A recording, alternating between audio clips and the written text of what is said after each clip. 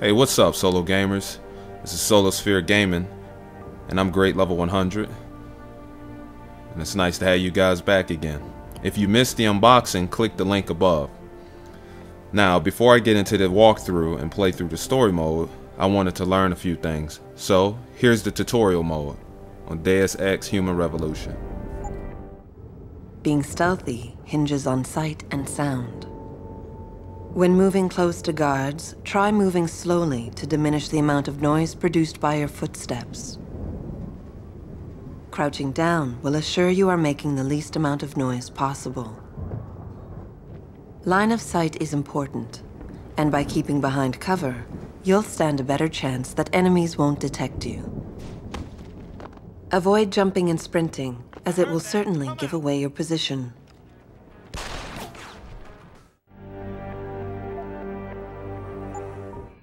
After guards, security systems will be your prime area of concern, as they will trigger alarms that bring about heightened security.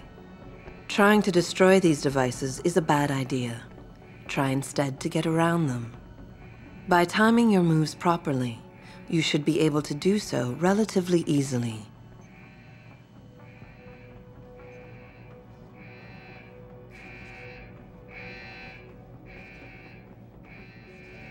If an alarm does sound, guards will start looking for you.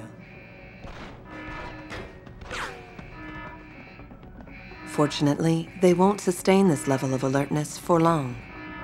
Eventually, they will believe you fled the area and the alarm level will drop.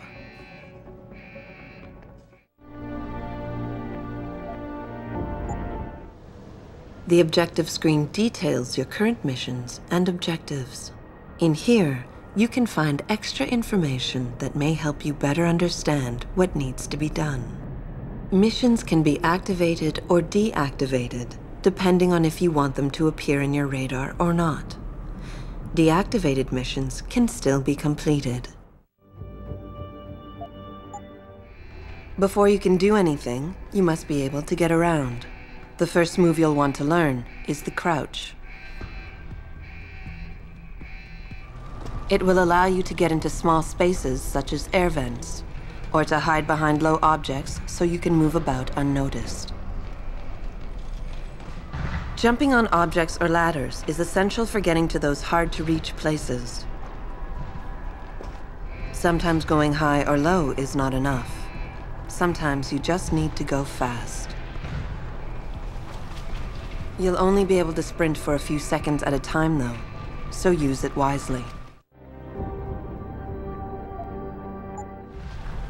Some objects in the environment can be picked up and moved.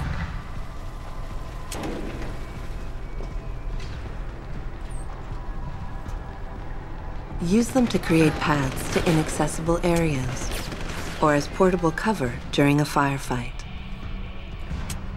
You can also throw them at the enemy if need be.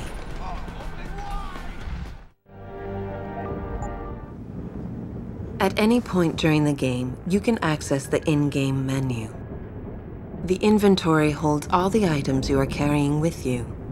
It has a fixed size, which can be upgraded through augmentation. You can move inventory items around, examine them, or combine them with upgrades. In the heat of battle, you can rely on the quick inventory instead. It allows you to quickly equip a weapon or change grenade type. The objective screen details your current missions and objectives. The log screen is a repository of all the emails and books you read on your journey. The map is a helpful tool that allows you to see where you are in relation to your objectives. Useful locations such as merchants and limb clinics are also marked. The augmentation trees are where you can spend experience points to upgrade augmentations you own. Simply select an augmentation and choose which upgrade you want to buy. Upgrading augmentations can be done anywhere, at any time. When hacking, your goal is to take control of a device's registries, so you can access the security codes within. To do it, you must navigate the network, capturing nodes as you go along. You begin a hack from your point of entry in the system, the I/O port. To capture a node, simply place the cursor over it and hold the interaction button. A wheel will appear showing you the programs that can be used against it.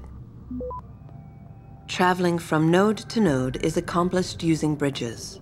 A bridge can be unidirectional or bidirectional, as shown by its arrows. Each time you capture a node, there is a chance the network will detect your presence. The higher a node's rating, the greater the likelihood that you will be detected. If detected, don't panic. You still have a chance, you just need to hurry. The network will try to trace your entry point and boot you out of the system. If you manage to capture the registries before the network trace reaches your I/O port, you'll be okay. Access granted. Getting too close to any guard is a risk. You're better off staying far away from them. Learn their patrols and time your moves accordingly. If you can avoid it, it's generally better not to engage them. Sure, a lone target may be tempting, but you never know. Backup might be right around the corner. If you have no other choice, try taking out your targets silently by moving up behind them and tapping the takedown button to put them to sleep. Killing them is a more permanent solution, but also involves making more noise. To do it, simply hold the takedown button. Whether you kill or stun, all takedowns burn up energy. If your energy bar is empty, you will not be able to use your augmentations. You can, however, replenish your energy cells through the consumption of nutrients. Regardless, don't leave bodies lying out in the open. If they are found, an alarm will be called in, so grab them and drag them out of the way.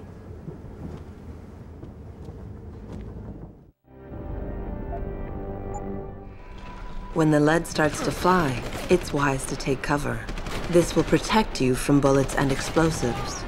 To shoot, peek out from behind your cover spot, either to the side or from above. Then take aim and fire. Whenever possible, use cover when moving around. Line of sight is important, and by keeping behind cover, you'll stand a better chance that enemies won't get a bead on you.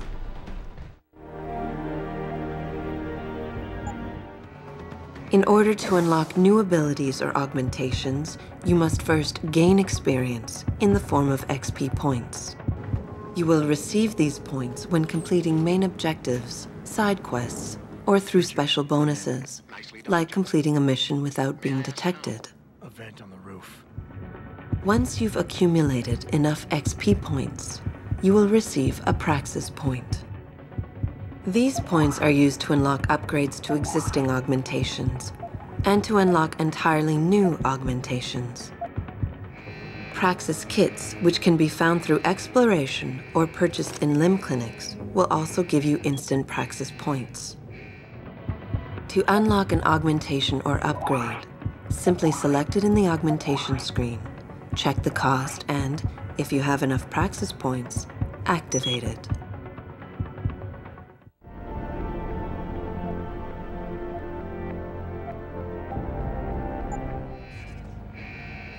Some of the obstacles that can be circumvented by hacking include turrets, cameras, and robots. All you need to do is find a security hub controlling these obstacles and hack it. Capture and fortify programs are your main hacking tools. You can upgrade their ratings via hacking augmentations. A node's rating affects the speed at which the network can process it. Therefore, higher-rated nodes will slow the network down. You can slow it down further by fortifying nodes, which will increase their effective rating. You can also use a slow worm to stop the trace process entirely for a few seconds. Finally, to prevent detection when taking over nodes, you can use the nuke virus, which gives you a 0% detection chance. The nuke and stop programs are expendable viruses. Their supplies are limited, so use them wisely. A counter in the top right corner of the screen helps you keep track of them. When hacking, there are 3 types of nodes to capture: Directories are meaningless data holders. They serve no purpose other than to allow you to travel to your destination. APIs are system functions that can be used against the network. They can slow it down by spamming it, or they can lower node ratings to make them easier for you to capture. Data stores contain valuable information that can result in money, programs, or even experience points. Any reward you find on the system will only be yours if you succeed in hacking it. Otherwise, rewards cannot be downloaded and will remain on the system. Aside from cameras and doors, you will not be able to shut down any security device until you get the right augmentation upgrade.